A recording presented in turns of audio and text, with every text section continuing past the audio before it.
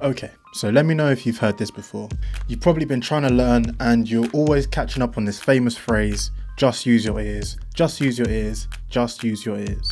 I think this advice is not very practical, not very useful, something that a lot of people say, but they only say it because they've heard other people say it. It's like when you ask for dating advice and people just say, just be yourself. What does that mean? There is truth to it. There is a kernel of knowledge that you can gain from it, but ultimately, I feel like when it comes to teaching for beginners, it's not the most helpful advice. And there's a simple reason why it's not the best advice. I'm going to explain that, and a simple mindset trick that we can use to kind of take the kernel of truth and use it as something that we can use to grow, develop our skills and become better musicians, better producers. So what do people mean when they say use your ears? Ideally, the idea is that your ear is supposed to be the last thing you use to make a decision on whether something that you've done in your music is either right or wrong, good or bad, right? If you're trying to make a decision, you're stuck on whether it was the right thing to do in that situation. Better not to ask someone else or not to get, some type of arbitrary opinion online if you can use your ears to kind of develop the sound that you need and just be able to ascertain straight away, oh yeah, this is what I'm looking for. Here's why that advice in practice isn't the most helpful.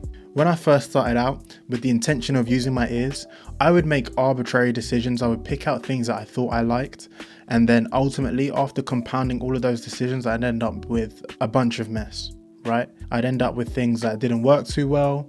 Ended up with things that didn't sound how I wanted them to sound, and ultimately I would feel like it wasn't helping me make the correct decisions. Why is that happening? Because as a beginner, you lack the context to know whether what you're doing is correct or not. Your ears aren't the thing that's making the decisions for you. Your ears obviously is just a tool. What ultimately people are talking about is using your musical understanding. And if you don't have that formation or foundation of knowledge, ultimately that kind of advice falls flat. So here's a simple way that I like to think about it, which kind of flips the idea a little bit on its head, still takes the gems that can be taken away from it, but ultimately doesn't get bogged down in you trying to do ear training or anything like that. There's nothing wrong with it. We're trying to do all these certain different tangents when really what we want to be specifically focusing on is, instead of using your ears, I would change the wording slightly to say use your taste, okay? Because what we're trying to get at here with this type of knowledge is that everyone already has songs that they like, songs that they don't like, music that they like, music that they don't like. They already have taste built inside of them, right? There's tracks that I like that other people don't like.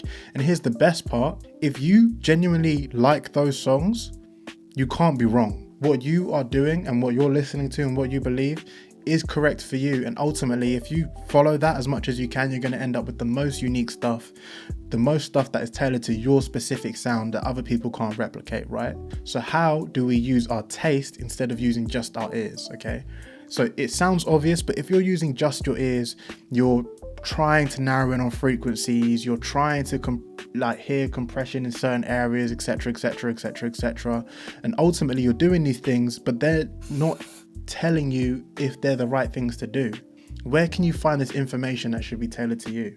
Use this taste ability that you already naturally have, which tells you whether a song is bad, whether a song is good, and try and narrow down and specify what it is that you like about these songs. The better you are, the more specific you'll be able to be.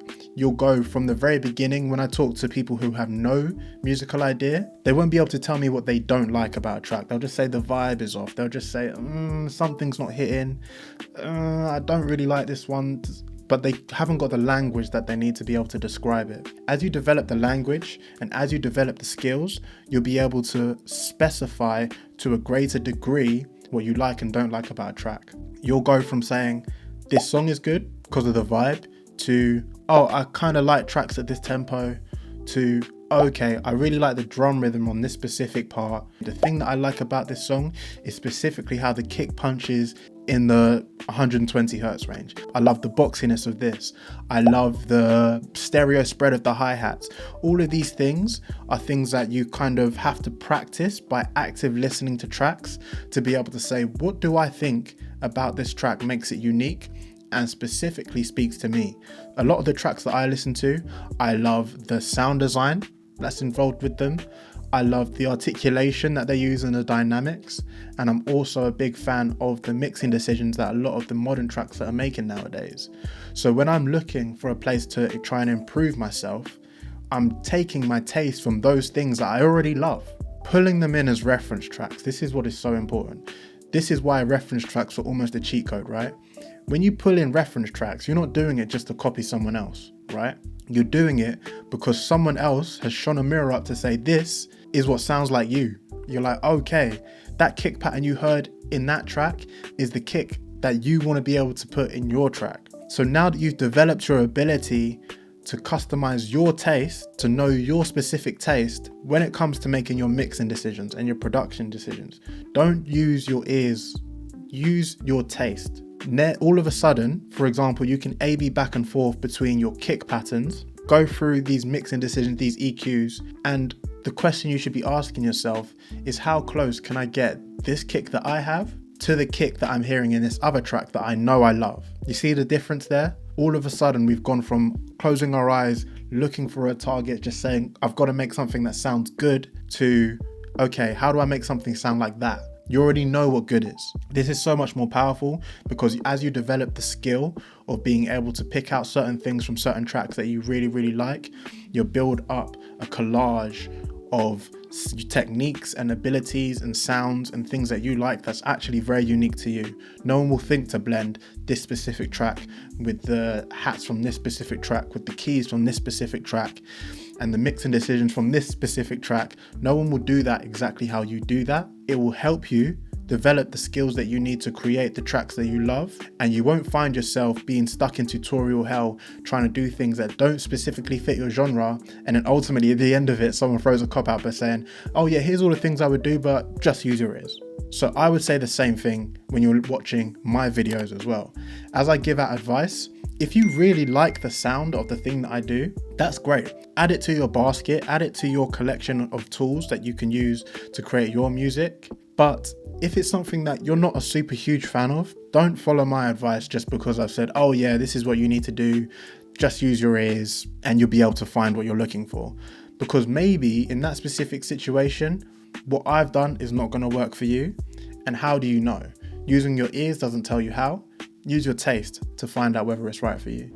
I hope this helps, guys. If you're looking for some more information, tutorials and stuff like that, as well as coaching from me, check out my private community. We've got a whole bunch of us in there doing some incredible stuff. I've got some new tracks coming out, new amazing stuff. So hit the newsletter below. You'll get some free stuff, some free goodies, and you'll be able to keep up with all the stuff that I am dropping. More videos coming soon. Let me know if you like this kind of style of video. I appreciate you guys. I love you guys. You are the best. For now, peace out.